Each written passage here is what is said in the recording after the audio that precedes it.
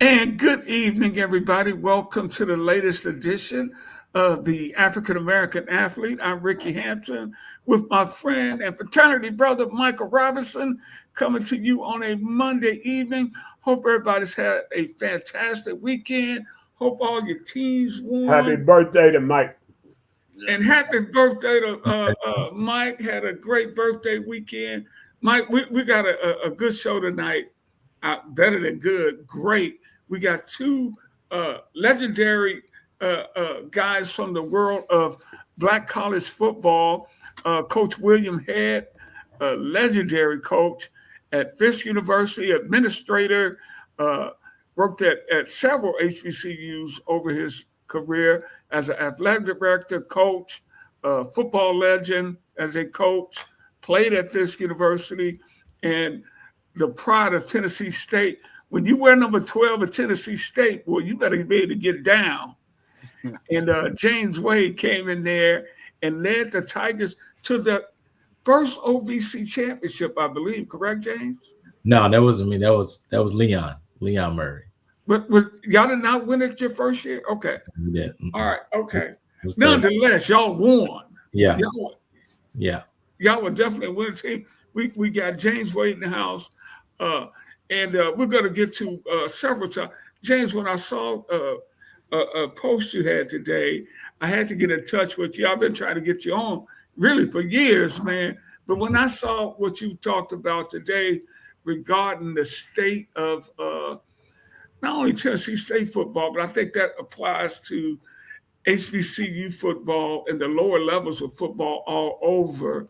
I want to talk to you about that, and you had some interesting thoughts on that. And I wanted to also, but I guess before we get into anything, man, and again, welcome to our audience out there. Uh, any questions and comments you have tonight, please send them to us. But I would like to discuss the situation that went on at the University of Michigan over the weekend, the firing of Coach Sharon Moore. Uh, Everybody knows the details of this right now. Uh, having an affair with a subordinate on his job, then goes over to the lady's house and does whatever that. He wakes up in the morning, the coach of the University of Michigan. He goes to bed that night in jail. Just James, when you saw that, what did you think, man? And it at first I didn't want to believe it. For one, it's very tough. We don't have that many opportunities, on that level. And Coach, Sharon was, I don't want to say gifted, but he was put in a very, very, very good position. They left him there in a championship level team, and high praise from a coach, that left there, and the fans, were buying in, and you can see the recruits. He got the number one quarterback coming in, so he's doing good things in terms of relating with the players. But seeing that hurt, it hurt because I know there's guys that are that look like us that are knocking on the door to get to that next level, and this is another little chink that knocks us down a little bit, and we got to go back and try to prove ourselves again. And it hurts. I'm hurt for him and his family, and definitely those players in there that you spend so much time with, teaching them about living the right way and doing the right things. And then your head coach kind of falls short there. So that definitely hurts, from that perspective. So I hope those guys, forgive him, pick him up, and hope he gets his life together. Michael. All right. Well, for me, and let me digress a little bit. So we talked about this whole weekend with this going on, and that did put a damper on it. But the wild thing that happened on my birthday also is our TSU basketball team upset UNLV in Vegas. So I was kind of like remorseful that I wasn't there because I was actually in San Jose covering Stanford, San Jose State, and they got the win and gave me birthday love, but I'm keeping an eye on TSU, and they won it. So that made it a good weekend. But guess what else could have happened? The Heisman was announced that day. and I was like praying that it would have been a situation where Marcel Reed, TSU affiliated, would have been up there for that Heisman. How awesome would that have been as a birthday present that you get Marcel winning the Heisman, TSU beating UNLV, and then all the other things that went with that. So I digress from that. But yeah, this whole thing is like, and let's not forget the whole Michigan State coach previous to this. So it's like, you have that, you have a situation where it's a proud moment, and then you get somebody that really relished the position as a black head coach, James Franklin. He gets thrown out. He's fired. Just think about this time last year. Our Notre Dame coach basically said, "Hey, it's a distraction. I don't want to talk about being a black coach. You're in a position, the first ever black head coach to coach a national championship game, and you shuffle it off." Where James Franklin was saying, "I would be honored to be the first black head coach to win a national championship." And people looked at him like, "Man, you're not even black, are you?" Yeah. He's more proud than the one that's obviously looking black. Yeah. So we had that going on last year. Then you fast forward now, Franklin's out, Freeman, Notre Dame, they basically got kicked to the curb, and then they said, "We're not going to do any bowl." So now his whole persona looks horrible. So that's what I'm saying, is that when you do get the black coaches, they seem to have some type of negativity attached to them. And then we only had a handful. So yeah, we see this situation where you get the Michigan job, which people dream of, and Harbaugh, even though Harbaugh, like Pete Carroll, left with all kind of dirt going on back at the campus, but still, it still is a great position, and you just absolutely imploded the whole thing and basically set black coaches back years, because they're gonna always have that. As you see the candidates for that job, you don't see a single brother on that list, Coach Head. You won't. Even if Rod Woodson tried to do it. I mean, not Rod Woodson, Charles Woodson. Yeah, Charles.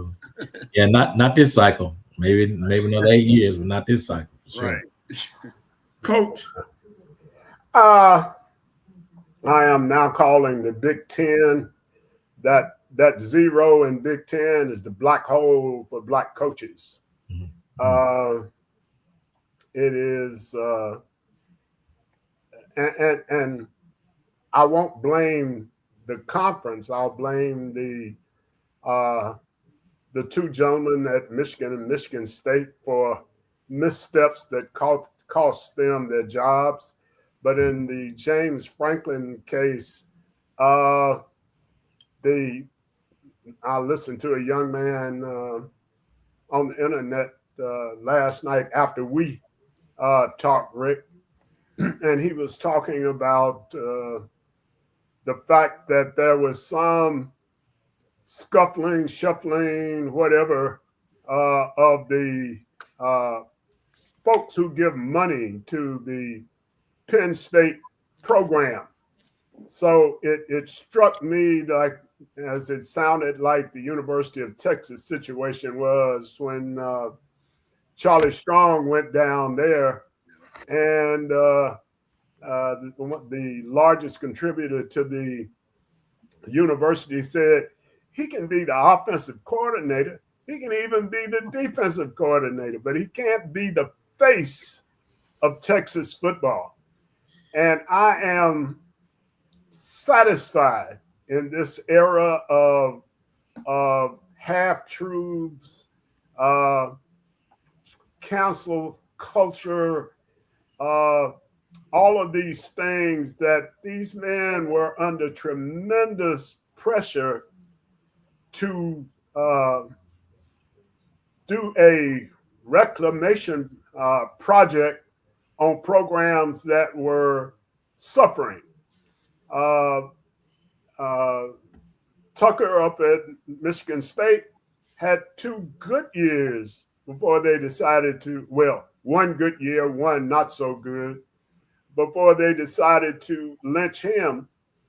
And of course, this thing with Coach Moore is just too disturbing, and it's made more disturbing because of all of the unnecessary coverage of it the questioning of the man's moral judgment. His judgment was bad.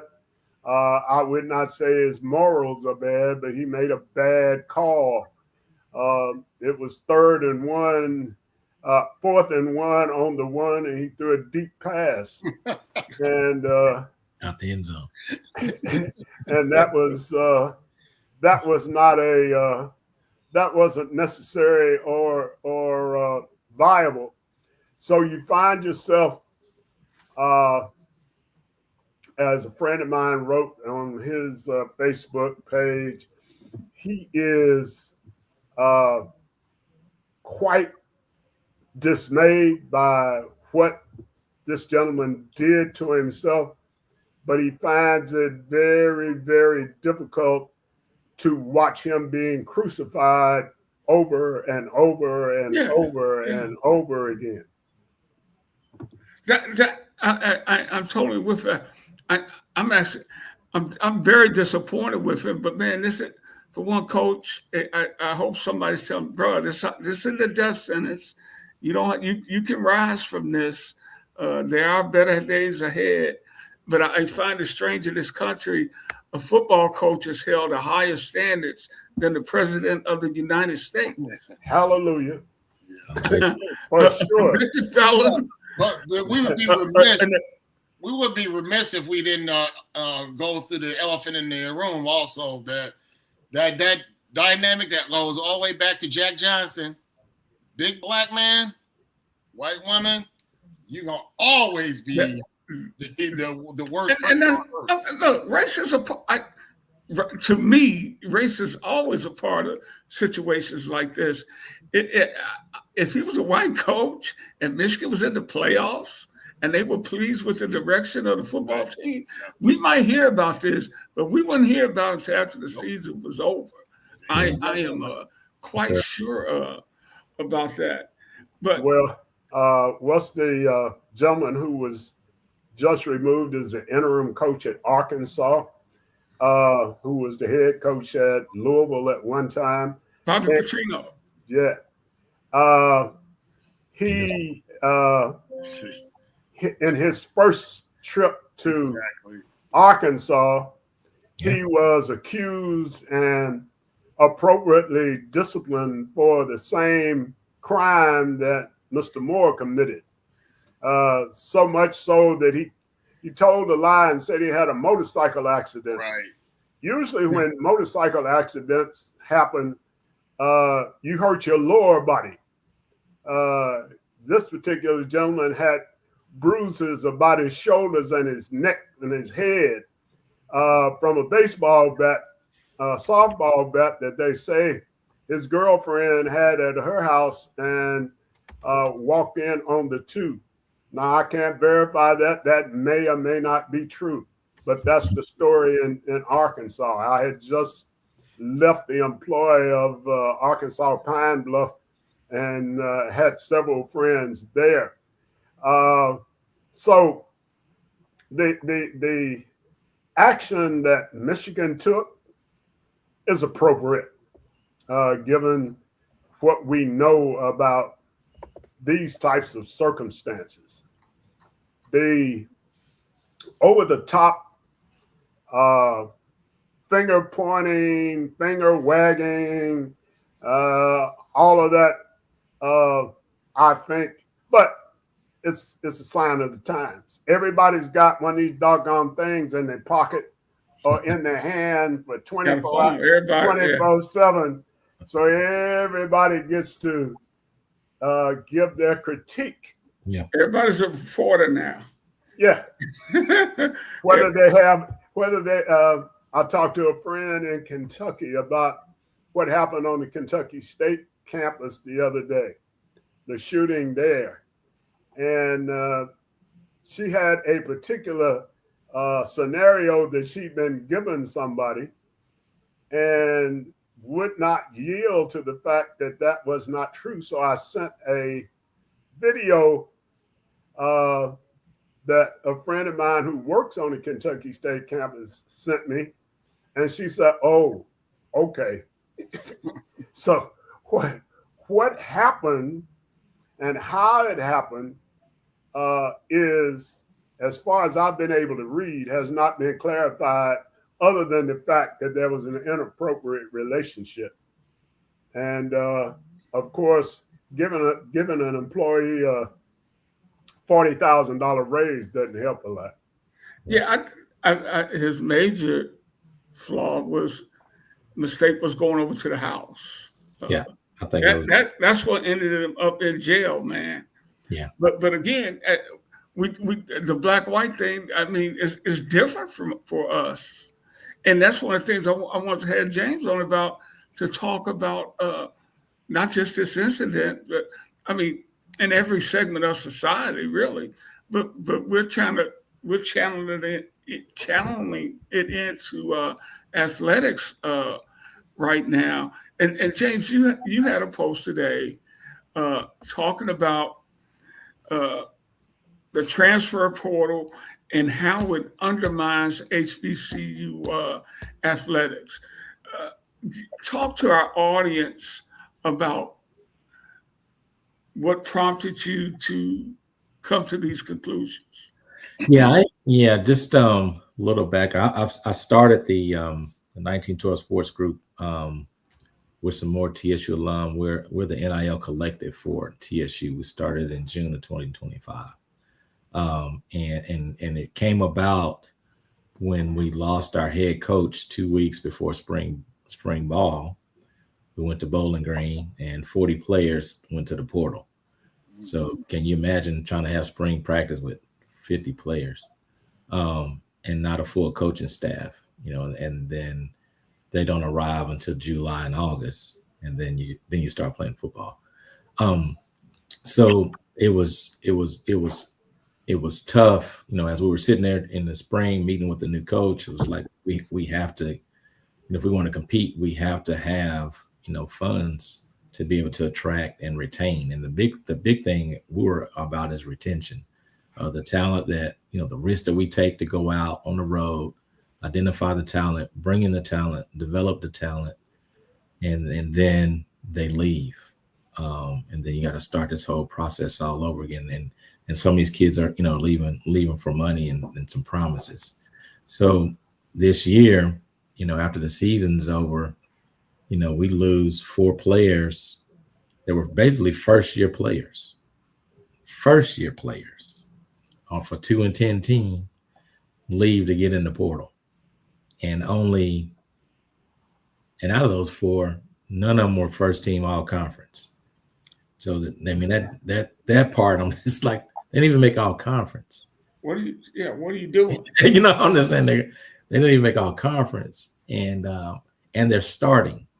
Okay, so you lose 4 starters, didn't make all conference, just get in the portal, haven't seen any commitments of them yet, and you're like, man, this is tough, because when you look at the statistics of it, 31% of those people that go into the portal, they never come out. They don't come out. Right. And 3 of the 10 only, 3 of the 10 may go up. The rest of them are going to stay at the same level or go down or don't make it at all. So it's bad. It's just mind-boggling that these kids are getting this type of advice from, I don't know, parents and agents that are coming in, and you're seeing agent deals where they're taking 20% of the deal, and then you look at the average. What's the average cost? What's the average that they're paying players? It's $10,000 to $15,000 a year. Right. It's not even like, not everybody's getting, as much money as Marcel Reed is getting. Right. Things like, they're not even getting close to that, but it's disheartening, because you do all that work, from the program perspective, and this goes to the lower levels too, because it just feeds downhill, because now, the FCS schools are not going up to try to get players. They're going the other way too. They're going down to get players that are already developed. We're talking about coaches that want to have stability, so I'd rather take a guy that's played 2 years in college than a 17 or 18-year-old if I'm trying to win now to save my job. So all these things are in there. But when you look at it from, HBCU perspective, we're typically financially strapped in a lot of cases, and a lot of schools are suffering, or may not have the best facilities, may not even have the best fan support, in some cases.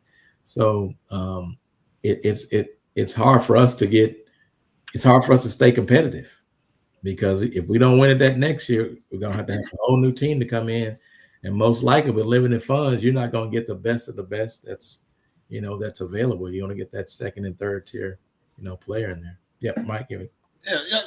My question, James, is this: when you were operating in this situation, because a lot of people said, well, Eddie left because of all the upheaval was going on economically with the state owns TSU money, but trying to make it seem like you're not managing the money properly. So we got to hold it up like this and make you guys suffer, cut everybody. The president's gone.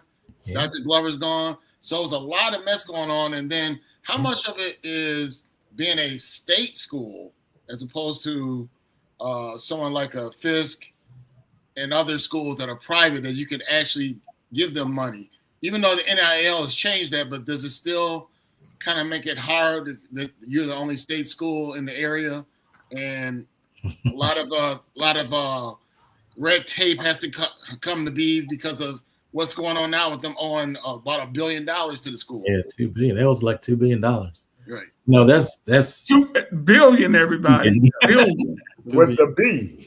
With a B. So it's that part is really crazy, because all the other state schools, they've gotten their allocation over all the years. We didn't. All the other state schools have stadiums on campus. We don't, and then, the money, and now we could actually get a new stadium, but we can't use certain funds. We got to do bonds and all these types of things to get a new stadium on campus for money. Again, we can't use the money that you owe us to do that. But here's another avenue. We just have to do, have to go through all these things now. Now, some of that is, I think, I'm not like really, I don't say pointing fingers, but when you look at it from the top and you say, hey, there's been mismanagement of funds. Okay, if I'm running a business and my CFO is mismanaging funds, well, there's going to be some limits and things that's going to have. I'm not going to be, as forgiving or lenient, with that person. So I think some of that fallback has happened with TSU over the years because of things that we've done, and we didn't handle the money correctly, and that's one thing, but still doesn't erase 40 years of not getting your checks from the match. That part doesn't go away. But then the second part of that is, a lot of people say, well, you're looking at alumni, alumni has to do this, alumni has to do that, and you can probably go across all the colleges. Everybody's probably still outside of a few, 10 to 20 colleges. Those numbers are very similar to how much alumni are actually giving back. So there's this huge, misconception that these schools that have all this money, the alumni are just giving all this money. That's not necessarily the case, in all cases. So with us, from HBCU and the NIL perspective, we have to start more locally, doing like local businesses, be more community-based, like all the players that we've signed so far. Our initiative is to get them out in the community. Okay. When I was growing up, I grew up in Nashville, and my mom worked at Tennessee State, and my dad was one of the starters of the Booster Club. So from the time I can even remember that I have a memory, I was on TSU's campus. That's why you wouldn't go get him anywhere else, Coach Head. And NYSP. NYSP. I was always every pre-college. All of that. To speak of the issue with Tennessee State, when you over the years are underfunded by $2.1 billion with a B, you tend to find yourself in some tight financial straits. Yeah. The problem with Tennessee State, number one, is that the state lied about the mismanagement of money. Dr. Glover finally responded and told everybody that she was promised money for scholarships, that when the students she had recruited came to school, the idiot we have as a governor and Mr. Mum, whatever his name is, decided they were not going to give the money to Tennessee State for the scholarships that they had promised her. So if that was mismanagement, the issue was the money was promised but not delivered when it was needed. That's Dr. Glover's version. Mm-hmm. Now we've heard all the media in Nashville talk about her mismanaging money. Well, if you have been promised money by your funding source, and you get to the point where the money needs to be in place and they don't put it there, is that your problem or the state's problem? Now, to Tennessee State stadium situation. Without Tennessee State University, the Tennessee Titans could not have come to Nashville, right, because they could not have let a bond issue unless there was an entity that was going to use that stadium as a home base. Notice Tennessee State University. But then when they got the stadium built, they charged Tennessee State for the use of the stadium. Well, hell, you wouldn't have it without Tennessee State. How do you now charge them rent? They charged them to clean up the parking lot. They charged them to clean up the interior of the stadium. And they took the concessions from Tennessee State. So all the sources of income went out the window. Right.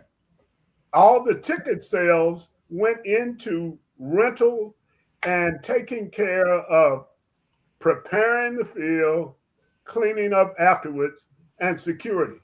Mm-hmm. Now, and James, think about this. Mm-hmm. You know, the whole Hell Stadium to our viewers from across the country, legendary stadium where many great games have been played, but it needs a ton of work, and that's been the fact for what, 40 years now, because you had to play at Vandy, right? Remember we squad to Vandy to play. Vandy for homecoming. I want to get your comments on that, but I want you to also talk about. I like how you pointed out the steps here. Let me see what I have them here. Gosh, now I can't find them. Hold on. Well, we'll talk about that while I find out the steps. Where should TSU be playing? I would in my heart of hearts is at Hale Stadium, and I believe by doing that, it's going to bring, and we build that community back up and bring the pride back, to our community by being on campus. It's very difficult and over the years here to get the students to the games, and people coming downtown and like Coach Head is talking about, we're coming down there, we're spending our money down there, and I think just within the last few years, we're not, a couple of years not had to pay rent. We're finally getting concessions, but that's still, it's not home. And it's quite honest, they don't want us down there, and the fan base doesn't want to be there. And they've been saying that for 30 years. And James, I say that about the OVC. Oh yeah, I mean, that is even crazier to me, because what we thought we were going to get, I believe what we thought we were going to get, and what from the OVC definitely didn't materialize. From fan support and all that, because none of those schools come to see us. They don't come to Nashville, to in big numbers, but they want us to bring our fans and our band all over the country. Right. You know, and that's not right. You know, I covered the first TSU OVC competition, TSU basketball versus Youngstown State. Anthony Mason put on a show that night, and despite the refs just like, dude, why don't somebody just get him a Youngstown uniform? Butcher them up. I'm like, is this how it's going to be every game? And TSU lost on a buzzer. The dude shot it about 5 seconds late. They said good. Golly, it's going to be a long, hard road, man. Right. If it's anything like that. I found what I wanted to ask you about, James. Why HBCUs are losing the game. Number one, resource gaps. Number two, recruitment disruption. Number three, identity crisis. I'm a little surprised about number three because everybody knows, not everybody, but TSU has an extraordinary reputation for athletic excellence. Yeah, we do. We do, and from TSU's perspective, even in some of the HBCU forums I'm in, some of these they don't consider TSU HBCU. HBCU, no. That's what a lot of people are doing, I think. Yeah. That's it. Just because the conference we're in is like, oh, you're not a black college. Of course they haven't done their homework, but that's the perception, right now. So that's part of it. This consent decree that came out probably when Mike was in school, when the students went on strike. Yeah, I was there. And that was, I think, early 90s. Yeah, I was there. And they put so much pressure on the state. Kids were going into bathrooms that were flooded, toilets they couldn't use, building was dirty and nasty.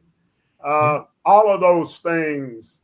And the kids finally said enough is enough and started protesting. Well, then the state's first reaction was, we don't have any more money. The protests continued, and from thin air, every dormitory on the campus, every building on the campus that needed repair, boom, it got done in a heartbeat. The issue, again, is the $2.1 billion. Everything, all that you are talking about right now is the $2.1 billion that they have been cheated out of over a 60-year period. How much would a $2.1 billion injection of cash into Tennessee State result in? I'm peeved because none of the alumni have gotten together and sued the state of Tennessee like everybody else, all the other schools have. I have offered to the first donation of $100 to do so on my podcast. Now, if you want to get it straight, the issue is legal action. White folks and us negotiating across the table is worthless as tits on a boar hog. So it is time either for Tennessee State to put up or shut up. And I've been told that the prevailing thing is to say, well, we're not going to get that. We might as well leave that alone. That's BS. Well, go ahead. Now, I just wanted to get Mike in here before I go back to James. And I think the 1912 Sports Group is probably taking some of the steps that you were just talking about. But I want to get what you think so far, Mike. And then I want to go back to this 1, 2, 3 points that you pointed out, James. Okay. Well, the thing about it is that because I got there before James did, remember, I came into the epicenter of all the nonsense that was happening. We had an interim president Our AD was Gail Sayers. Yeah. Okay. And then they were talking 2 about days a week. He was the AD. Yeah. Right. So Dr. Peters was our president, but he was interim. And then the whole transition of, and this was right before the OVC. So the whole transition of, hey, now Tennessee State is the only public school in the city of Nashville. So we think that Tennessee State should be commensurate with the city of Nashville by its demographics. So they were talking about trying to change the demographics right when I got there. I said, what did I walk into? They trying to mess up this HBCU? Yeah. Then they started to get students of a certain persuasion on campus. And lo and behold, all that ill repute and all the bad dorms and all that started to get retrofitted. And they wanted to make sure that these new students would not be coming into the hood and the projects. Because remember, we were surrounded by the projects then, and it was an open campus at that time. So the hood was right there. All of a sudden, it became a closed campus, and our sub building was gone. And all of a sudden now, not Epps, but King Hall, we got retrofitted and it looked like a mall over there now. When I come back from homecoming, I'm like, man, look all this difference. But my thing also was that, then the OVC kicked in like around 87 is when I really saw it, because when you talked about with Mason, that's when I was writing for the meter. So I wrote for the meter and I talked about that. And Mason totally dominated OVC, 28 a game, 10 rebounds, shot 50 from 3, third leading scorer in the nation. And they gave the MVP to Jeff Martin, a junior at Murray State. Now, contrast that over at Vanderbilt, Dyron Nix was the best player at Tennessee as a junior, but they gave the MVP to Will Purdue over at Vanderbilt. Yeah. That's funny you said, Mike. I remember writing a column for the Banner, and Will Purdue's a good player at Vanderbilt. But I wrote in the column, I said, Will Purdue's a good player, but he's not even the best player in town. Exactly. You want to see the best player in Nashville? Come over here and watch this guy, Anthony Mason, at Tennessee State. Right. I mean, he was doing some crazy stuff over there. But James, the points you had, you started number one, the resource gap. Mm-hmm. Yeah, the resource gap, is huge, because when you start looking at, there's not only scholarship, you have like cost of attendance in there. You have the actual physical resources on, do they have training tables? Do they have all these different meals? Do they, where they've been housed? And then, weight rooms, all that kind of stuff. It's unbelievable. As I've gone to Texas A&M and and watched Marcel's games. I've gone to Duke University, and had some contacts over there and saw how the resources are and what UT, what they provide for their players. Even FIU, my daughter was got a golf scholarship to FIU. Now you can compare FIU to Tennessee State, and totally different experience. For the athlete, so, there's that part is when you walk into a place and you see all the things that they can do. And that's what the parents are going to see. That's what the athletes are going to see. $2.1 billion. $2.1 billion. Yeah. You keep coming to that. Yeah. I mean, it has a big play in there. And then, and even with the, when we look at from the stipulation settlement with the NCAA, and, you got, and that was mainly for, the P4 schools, they have a $20.5 million, salary cap basically to divide up. And all the rest of us, there's, NILs really wasn't made for anybody, but, that group of teams. And then you go on to talk about the recruitment disruption. We kind of talked a little bit about that, the identity crisis.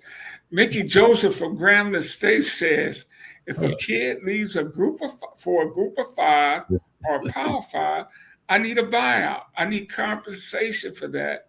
So NCAA, if you're listening, we need a buyout. Coach Head, as a former athletic director, is something like that? Anything's possible.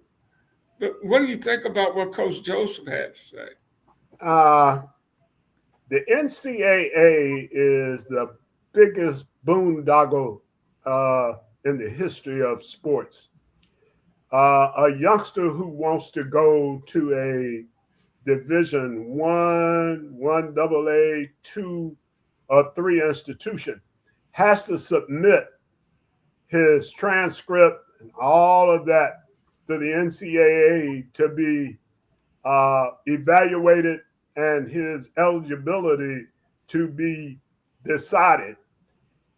Each one of those cost 88. Well, the last time I dealt with it, cost $88. How many young people send stuff to the NCAA every summer? 1 million, 1.5 million, 2 million. Now consider $88 from each and every one of them. And the NCAA is supposed to be a nonprofit organization. The NCAA got slapped on the wrist because of the amount of not resources, but stuff that they own and how much money they have in reserve. Mm-hmm. Yeah. So for 100, not 100, there's about 45 HBCUs, for them to pay these universities like they should have been handled, or whatever the coach is asking for, it would be a pittance compared to what they have. Yeah. All right. Yeah. So what you have as we talk about our universities competing is just like what you said about Will Purdue and Anthony Mason. Okay, if you compete at Vanderbilt, you become the player of the year in the SEC. If you compete at Tennessee State, even though you are head, shoulders, and hips better than anybody in the conference, you finish second in the MVP voting. I hate to keep, as man asked Martin Luther King, said, Reverend King, when are you going to stop playing the race card? He said, when you take it out of the deck. The thing that you have to understand is that when you deal with these people, you got to deal with them with a 30-year plan, because that's what they look at you as. That whenever they're going to destroy something you love, I want you to watch the documentary about the decimation of Stax Records in Memphis, and how that went down, and the man that owned Stax explained how it would happen, and it happened just like he said. You talking about the record company? Yeah. Yes. Mm-hmm. Yes. Yeah. I saw something about that. It's one thing, Rick. I'll just this conversation, because as Coach Head was just talking about 30-year plan, 30 years, and it's funny, like the guys that are on our board, that's kind of how not 30 years, but from a long-term perspective. Just say if you and I got actually 2 points, because I've been talking to some other HBCU NIL collectors as well. Is what if HBCUs had a $20 million bucket, in their collectives, a $10 million bucket, and that would drastically change some things in terms of, especially for football, because it's hard for me to believe that some of these black athletes would not want to be on any HBCU's homecoming campus, homecoming game and play game on campus, compared to running out here in Rocky Top. I just don't believe that.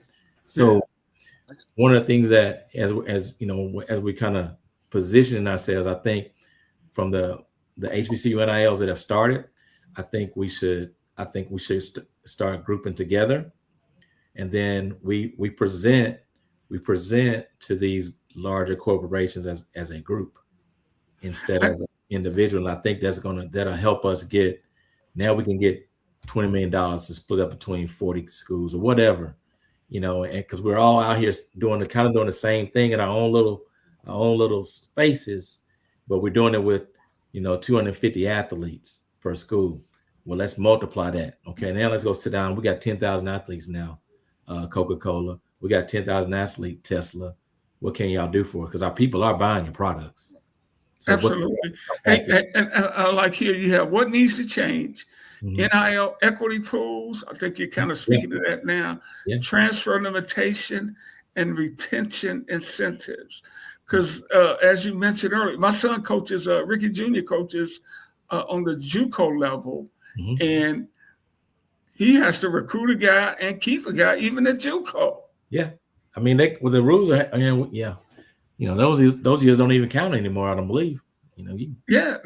They don't count anymore. Yeah. So a joker can play for 6 years without any problem. Yes. Ricky, I would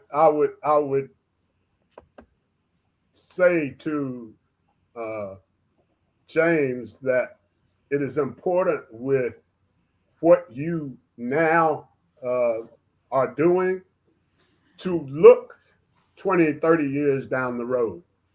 Africa is now getting the internet. That adds 1.5 billion people to business on the internet. Right. HBCUs need to be at the forefront of that situation. Now, whether or not you can get, think of Tennessee State with $2.1 billion to invest into an online whatever. Yeah. And it stretches all the way to Africa. Yeah. What do you, the 30 years down the road now, what did I say a minute ago? Because this thing with Africa is going to jump off not too far in the future. So you need to have a plan to take advantage of that now. Yeah. When I first went to Atlanta 100 years ago, 1974, Ted Turner started WTBS. And on WTBS, yes, cable station. Everybody said, cable, what? What is cable? That ain't nothing. We just keep doing what we're doing. And he became a multi-billionaire in about 10 years. All right. So 30-year plans. If you are in athletics, you can't plan for tomorrow today. You got a football schedule that should be at least 5 years old ahead of time. You got a basketball schedule. It needs to be 5 to 7 years in advance. You got an overall goal sheet for your athletic department. That should be your 10, 15, 25-year plan so that you know what you're trying to accomplish. Yeah. So at each step, when you evaluate it, then you say, well, we did not meet this year, so we need to change this to meet the next goal. I've forgotten, a gentleman told me the other day the rule of 72. Yeah. And that has to do with the accumulation of wealth and influence. Now, I cannot explain it to you because he was telling us sitting at the round table at the YMCA, Northwest Y in Nashville. Oh, yeah. But as he explained it, it's multiplicity of time and money. And that is what we don't necessarily do as we plan things for the future. We can no longer wait for the state, the governor of the state of Tennessee to tell us which way we're going. Hey guys, we got so much to cover, but we only got a few more minutes. Well, let me definitely get this in. Yeah, hop in right quick. And then I want to ask you some football stuff before we get you out of here. We got a star quarterback in here. Can't let him get away without asking. Yeah, go ahead, Mike. No, and we got to get you back too, James. Right. It's a two-parter. So, and I was talking to Ricky about this, and when we had Rod on too.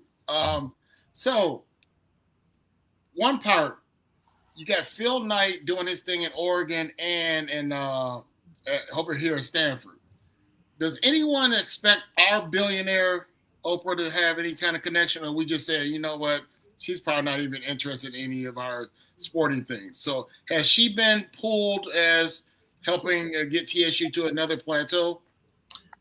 To my knowledge, I'm not sure. I do know that they've announced a $100 million campaign over the next 3 years, and that President Tucker is going out and meeting with those high earners. I know for a fact that he's reached out to Richard Dent to bring him back into the fold, because I think he's needed, definitely from an athletic perspective. But you think of those type of people that over the years, their connections that they have, and anything, how many favors have they done for people over the years? They can easily call in some favors, like, hey, all right, I helped you out with this. I need this. I need you to send some money this way, and it'll happen. But I do, I've had conversations with President Tucker, and I think his mindset from a business perspective is right.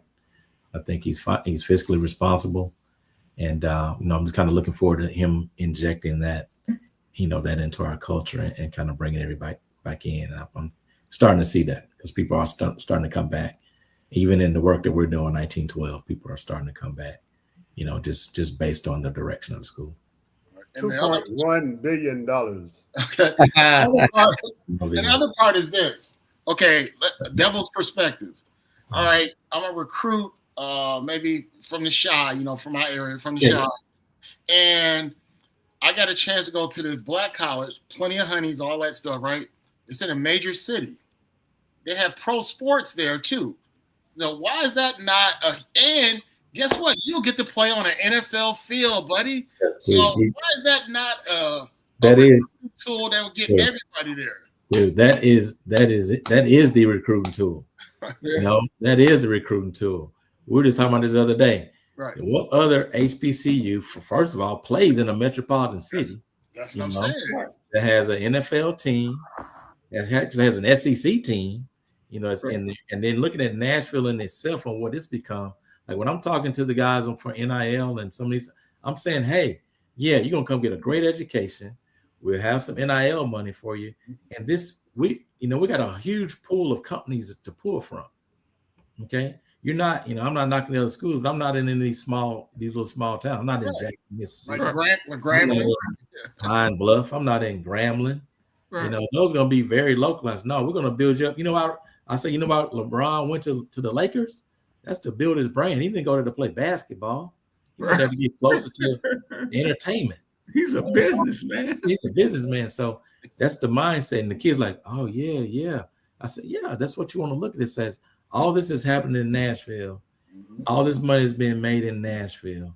You can participate in it too, and that's part of that's part of it. That's not only is the money great. Like, how do you not market that as? Yeah, I mean, being recruited. I'm like, man, you can go to a HBCU that's in a nice sized city and get all this going on and pro sports. Because when I got to TSU, it was horrible because, like I said, I grew up in Chicago, Milwaukee area, so I had sports galore. I get down there, the Bucks are playing USSR. That shows you how long ago that was. Oh, they're playing the Soviet Union on TV. I turn it on, Hee Haw was on. I'm like, what? I called the station. I said, why in the world am I not seeing the NBA game? They said, it's not enough interest in the NBA here. So I said, man, it's going to be a long 4 years. So you have a whole different metropolis there and the whole psyche of Nashville. Well, you see how Nashville has grown, man. Exactly. So that's what I'm saying. You need to drop your kids off on Broadway. Just bring them in, show them the campus. There you go. Drop you off on Broadway. We come get you Sunday morning. And Every time I come home, man, I'm like, whoa. What is that? Hey, James. Rick, can I make a point on Yeah. what that? And you can go from a raw freshman to an MD within a mile. Oh yeah. Institutions within a mile of each other. Exactly. Boys, right. You got 4 HBCUs there total. So 3 of them. But the thing comes back to $2.1 billion. You should get a T-shirt. Pay me my 2.1. Well, don't forget to be a minister too, though. We got the Baptist college. Yeah, that's what I'm saying. You got Rick said. Yeah, you got all kinds of options. After you hang out at TSU Fisk and the Harry all weekend, you go over American Baptist. ABC and get some religion. Hey, James, and James Wade, and to our viewers out there, star quarterback at Tennessee State University, and one of the great. When everybody talks about you, and whenever I hear you speak, James, you're so calm, cool, and collected. Everybody talked about you being one of the great leaders. And number one, talk about as an athlete on the field what leadership meant to you. You play in the leadership position at quarterback, that don't automatically make you a leader. Correct. And number two, the influx of Black quarterbacks, not only in college but in the NFL today, since the time you played. Yeah, I think from a leadership perspective, I came to TSU as a defensive back, and I actually told Coach Thomas that I would not come to TSU if I was playing quarterback because I was at that time 5'11" and 145 pounds. So you just think of all the QBs that ever played at TSU, right? Which I've seen. I was like, no way. Right. You were different. Like these guys. So I'll stay on defense and put some weight on. I can go to the NFL as a cornerback.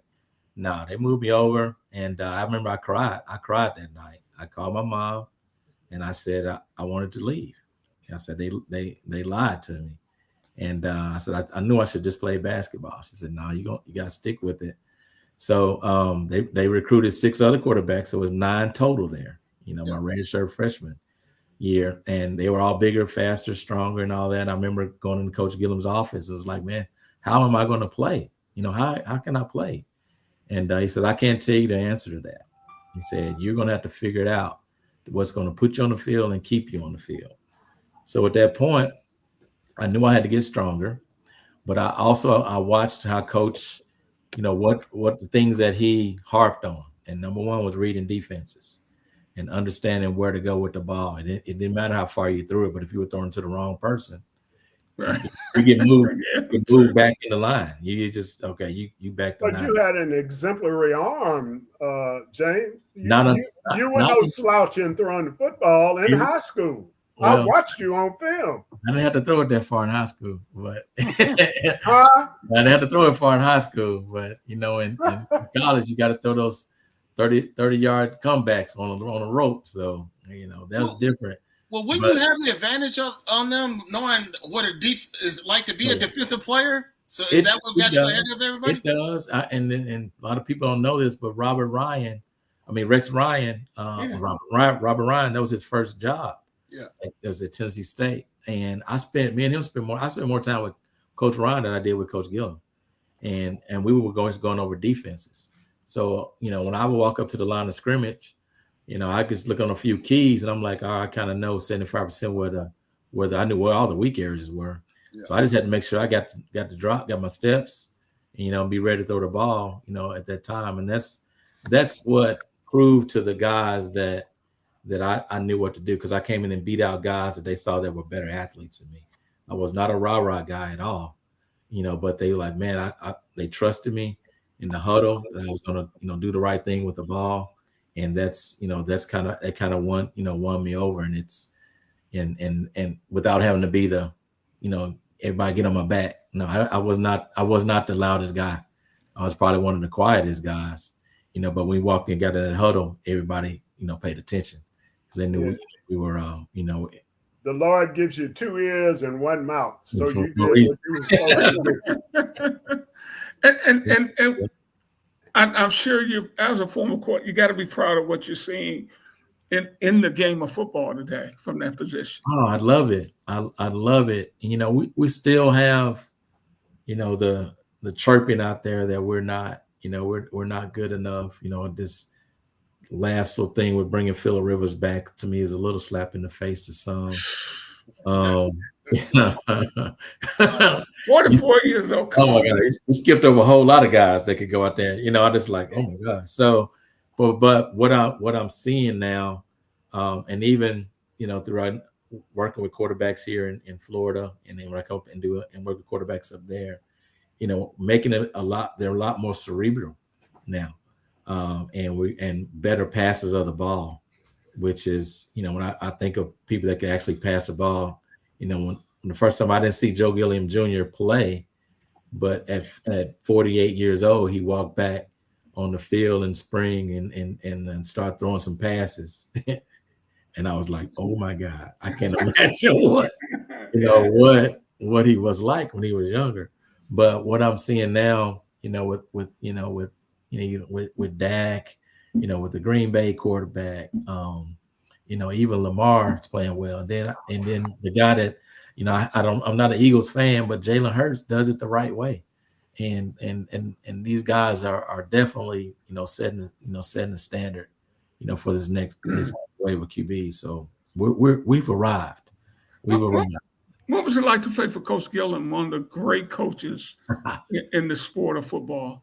That was the most stressful time of my life. I'm gonna just tell you, I don't know if I enjoyed football as much as I could have, because I knew I had to be on point all the time. And we competed at everything. You know, you didn't know you were going to start until Friday's practice. And that was still iffy if you went out there and didn't have a good practice. Wait a minute, throughout your whole time? That's it. Yeah. Once Coach Gillum started, he was very demanding. And I may have gotten one compliment from him. And I remember that was homecoming my senior year against Austin P. And we ran what we call a 7-fly, 9-fly 80, which the split end and the flanker run flies. The tight end is deep in the middle. My backs control the linebackers. And I took an 11-step drop because it was homecoming. It was packed in the hole. So you're a little excited. You know, I was throwing it deep to somebody. I didn't know who at the time. So I dropped back and I stepped up and I kind of gave a little head pump to the tight end. Free safety came down, threw it right over his head, 76-yard touchdown. He says, "Hey, good read, Wade." I'm like, "Dang it too." Hey, that lit you up like a firecracker, didn't it? Yeah, I was like, yeah. Came back and he almost shouted when he got there. I was like, is this Coach Gilliam?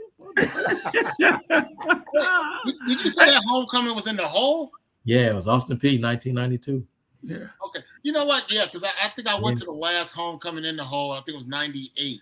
Yeah. And then the first one at Adelphi, whatever it's called back then, was in 99. Yeah. So, yeah. But Coach Head and I are both older than you young fellas, man. And I saw, I was a kid when Joey came through, and I didn't know. I just knew, man.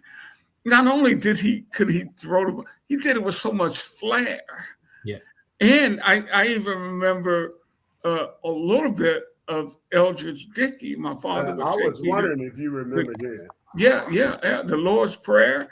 Coach, and we got to get out of here. James, you got to come back because I want to do, and we want to do all we can to help people learn more about the 912 Sports Group too. Yeah. And you and Coach Head has a very popular podcast. We probably get you on with him. I'll get you guys together. But Coach Head, talk to us about Eldridge and Joey. And because we all saw 747. Did you see 747? James? Yeah, I did. Yeah. Okay. Yeah. I talk to him at least once a week. Yeah, but you saw him play too. I never saw Joe Adams play at all. Yeah, you were gone at that time. I saw Eldridge Dickey. I saw Joey Joey in high school. Pearl High, the first year they played NBA beat them 54-0 or 6. And all of the place was full of black folks, which was unusual at that time. And the next year, Joey came back and plastered I think maybe 50 on NBA. But Eldridge Dickey was the consummate athlete. Not only could he throw, but he ran well. I mean, he was quick and fast. And he had, of course, in that day and time, Tennessee State had the best athletes in the country. HBCUs had the best athletes in the country. So to see a guy with that type of ability was not completely outrageous. I saw Doug Williams play in the hole. I saw Shaq Harris play in the hole. When one left, the other one came in. And the only game I ever saw Tennessee State lose was against Shaq Harris in the hole. The only game I ever saw. I think 26-24. I think it was 26-24. I remember I was at that game. The place was quiet as so quiet you could hear a rat lick lard. It was just that. I remember, and I'm gonna get fined here, but I remember when FAMU came to town with Bob Hayes, and TSU held him to -8 yards. Oh, wow. Bob was not a running back. Bob was a wing back in the wing T. For Jake Gaither. Yeah. So he was more a runner than a receiver. And what Tennessee State did, they kept him bottled up all night and would not let. Bob wasn't going to run the ball between the tackles. Tell you that now. And every time he touched it, it was a sweep of some kind. And because that's why he went on to be a wide receiver in NFL, and he averaged 22 yards a catch. And to our viewers out there, YouTube Bob Hayes, and you will see him run. People think Jameson Williams is fast up here with the Lions, and he is. Brother, he'd be running slow. 10-1 is fast anywhere. Yeah, he'd be running slow motion next to Bob. Well, let's not forget when Nehemiah was playing.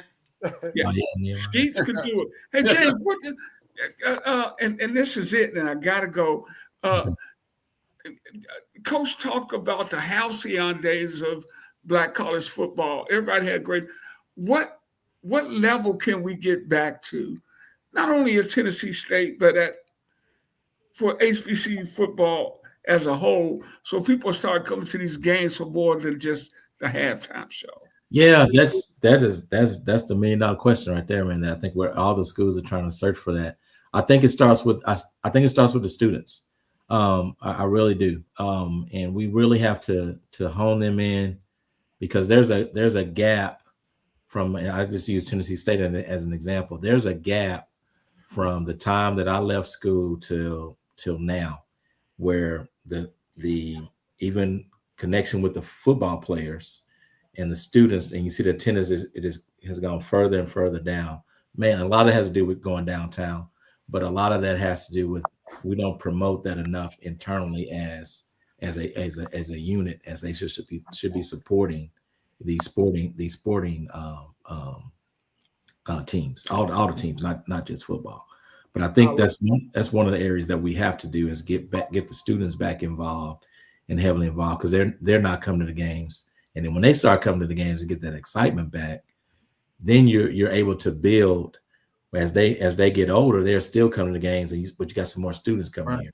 So we've lost students, because right now when you go, especially when you go on the road to a TSU football game, it's everybody from 50 plus. Yeah. There's my generation. My generation. No 20s. There's no 20s to 50s there. They're not there. And so we've lost 30 years there. Yeah. What you have to do is look at Tennessee State's athletic history overall.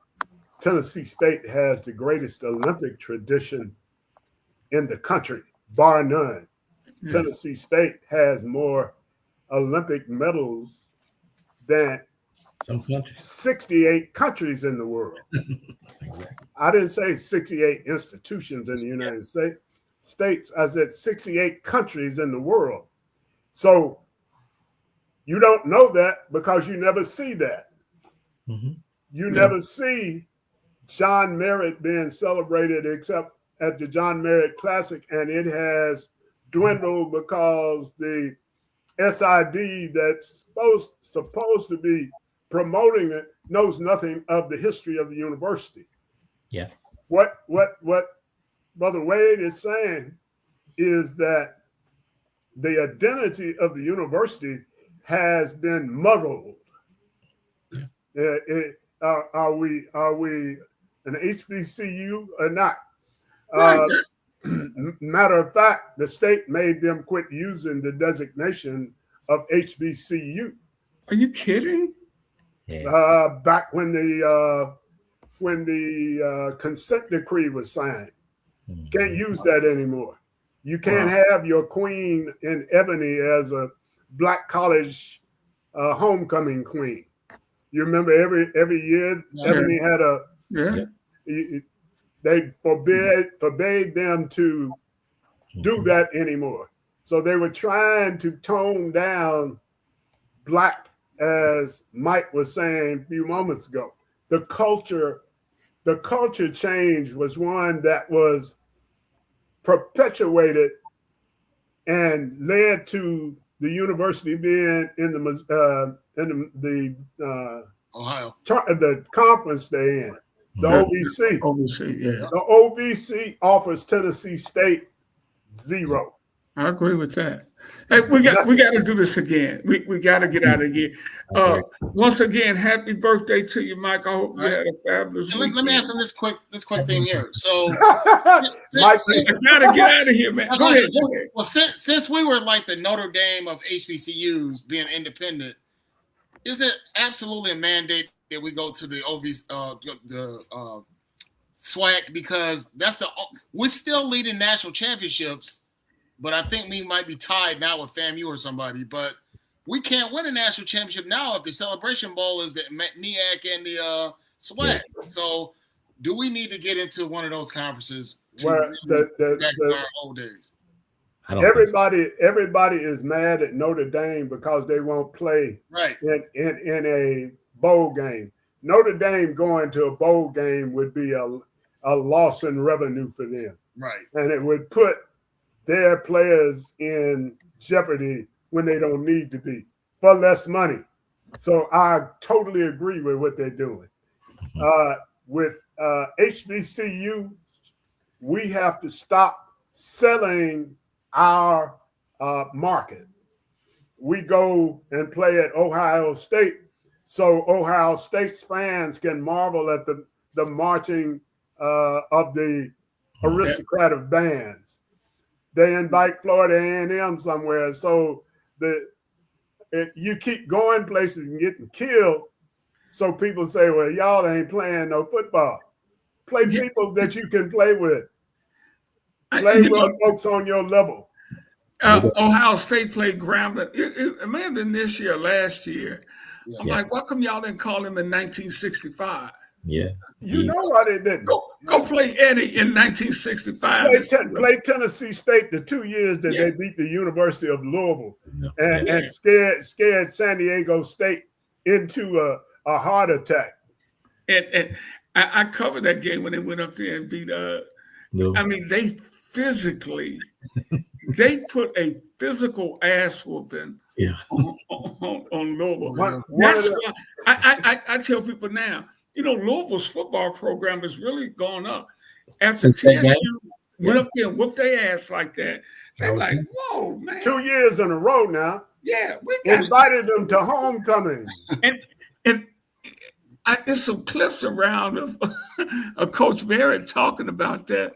Oh, we were just some little country boys that went out there. Yeah. I told you about rules for colors and rules for whites, didn't I, Rick, last night when we were talking?